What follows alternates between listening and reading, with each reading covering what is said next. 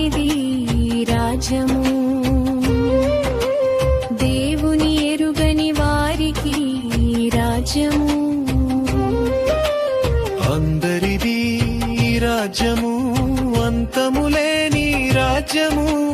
దేవుని అంగీకరించిన వారికి రాజ్యము, అంగీకరించని వారికి రాజ్యము. ఆత్మీయులకు రాజ్యము, శరీరులకు రాజ్యము. అధికారము కలిగినది రాజ్యము, ఆదరించునది రాజ్యము. కృపశాంతి సమాధానము స్వేచ్ఛానందము కలుగజేయు రాజ్యము. రాజ్యము రాజ్యము